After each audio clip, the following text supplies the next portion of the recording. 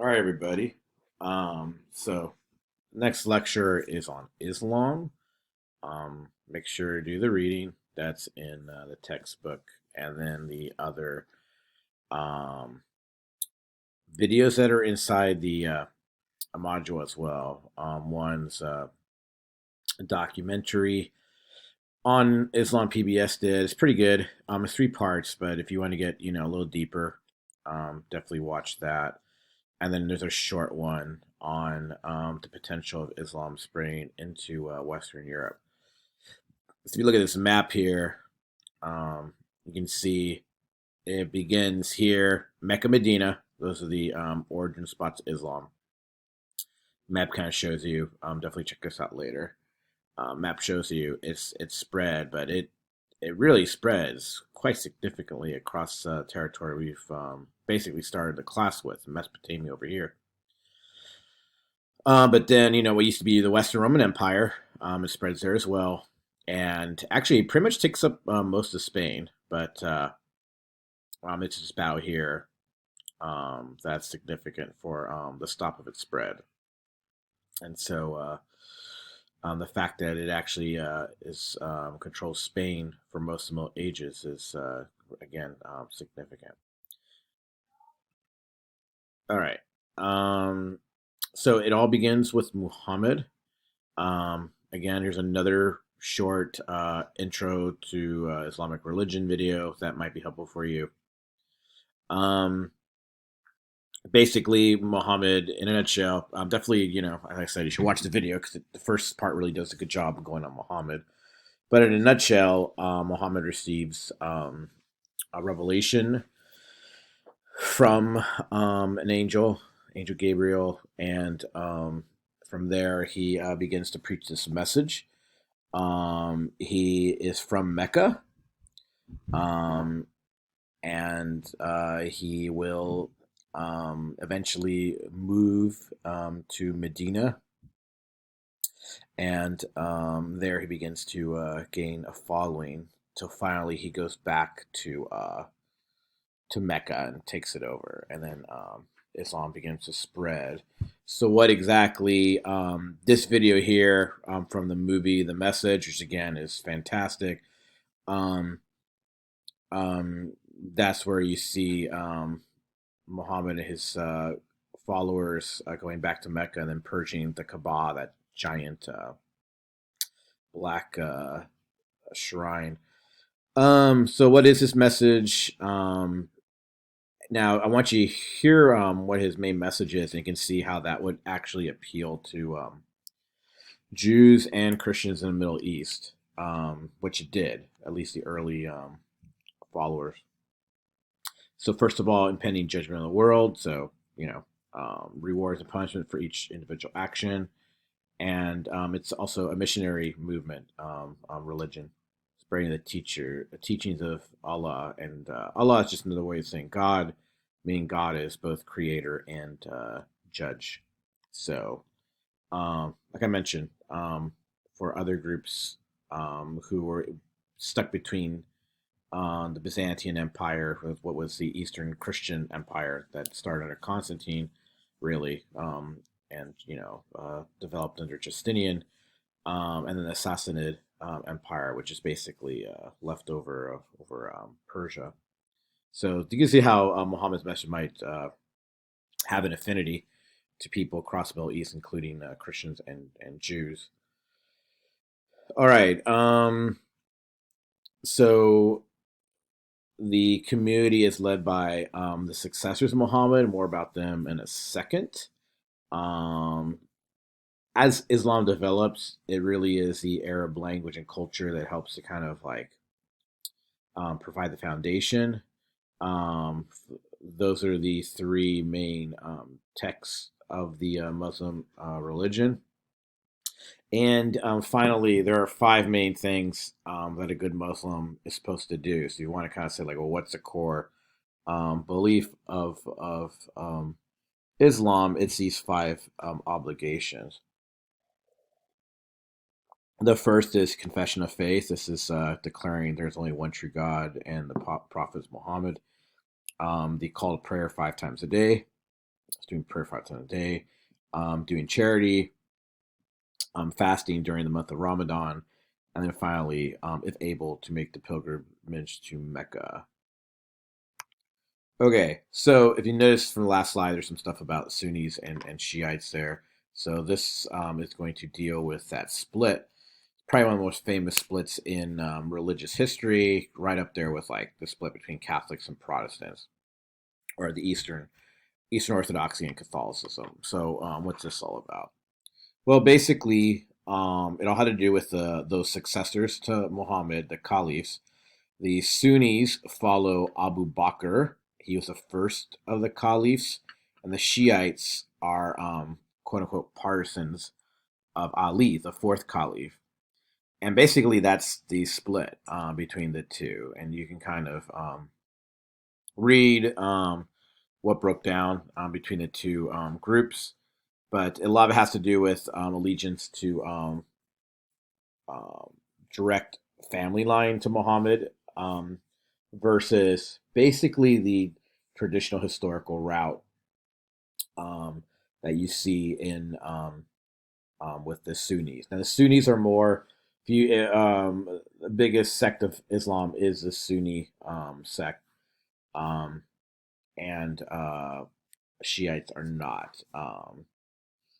So just keep in mind the Shiites are the minority group when it comes to Islam.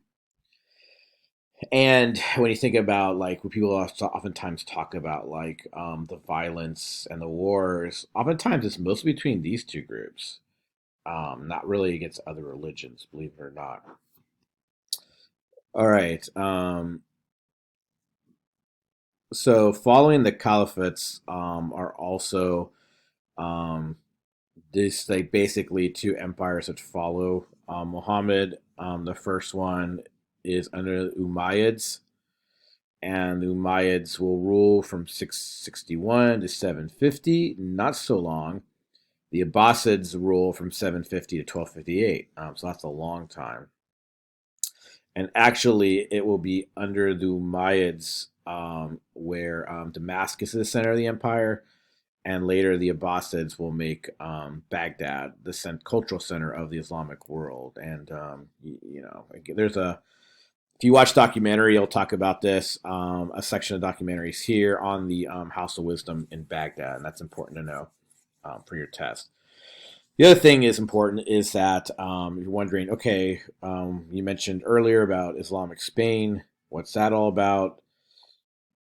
In fact, when the Abbasids take over, they basically kill off all the royal line from the Umayyads, with the exception of Abd al-Rahman.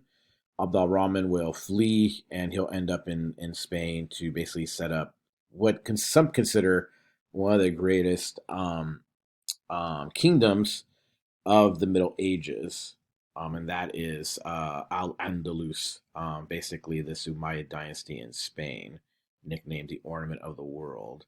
And so, again, there's another video that goes into that. I think I have it picked for the extra credit, so you can always watch that if you're interested in Islamic Spain. It's an interesting documentary. I mean, you just see the beauty of the mosque and some of the buildings that were left behind, that the posterity is left behind. All right, with philosophy, I'll just basically deal with stuff that you might be reflecting on your test. I just wanted to highlight a few of the philosophers, but the big guy is Averroes. Averroes, or Ibn Rushd, is important because he is a guy who is somewhat the bridge between this growing Islamic world and civilization and Western Europe, which is under the Dark Ages until about the 12th, 13th century. So scholars will oftentimes point out that it's under the Jewish and Islamic scholarship, either in the Middle East or in Islamic Spain, that make its way to the Christian West, that reintroduces the Christian West to ancient philosophy.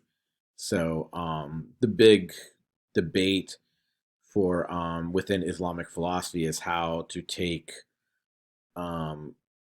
ancient Greek, etc. philosophy that doesn't recognize a one God, right? Because Islam is extremely monotheistic. In fact, that's like the core idea about the one God and the true worship of the one God.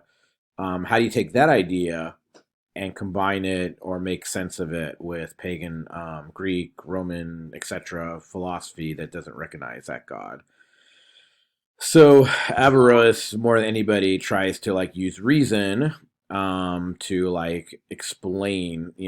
Basically, there's times where you apply Aristotle, and especially Aristotle. Aristotle was everyone everybody geeked out on. You utilize Aristotle to defend your defend rationality, defend science, defend application of natural laws, and then there's elements where the faith speaks to certain things. So it's kind of um, a double use.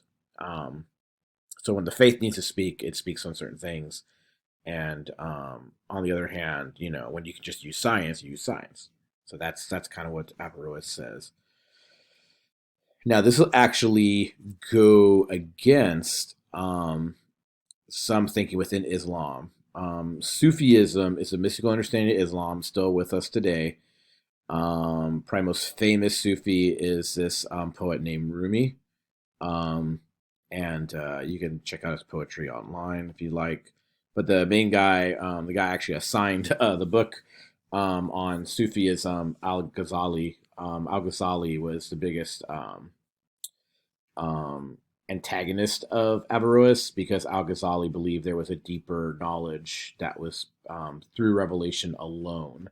So, and this revelation was one that relied on mysticism. So we'll see mysticism pop up with medieval Christians, particularly women, in an upcoming lecture. But you can see within Islamic medieval Islam in these two routes, more of a rationalist route with Averroes and a mystical route with Al Ghazali. And in fact, they're writing against each other. And then even in medieval Judaism, you see basically Maimonides uh, appeal more to the kind of track that Averroes took, trying to make sense of Judaism along with ancient Greek thinkers like Aristotle. So, and that's kind of where I end with this is that medieval Jews probably were had greater tolerance of living under Islamic rule than under Christian rule, and so the rise of anti-Semitism is something that kind of has its origin in the setup here of Christendom in the Dark Ages of the West. I encourage you to check out this video on Maimonides. He's considered the greatest Jewish thinker in history, next to like the prophets and Moses. In fact, there's a whole line about from Moses to Moses about this guy. So definitely check out that little video there. All right, so that's Islam in a nutshell. I very condensed lecture, try to get under 15 minutes. So to supplement it, basically watch the documentary, check out the other video, and if you bought so with the Al Ghazali book, I didn't want to because of the virus, I didn't know if people have gotten it already. So if you have it, that's great. I would read through it along with this week's lecture. Definitely read the textbook as well, but when it comes to the actual paper, you basically just have to deal with Plato now. So that's all. All right, till next week.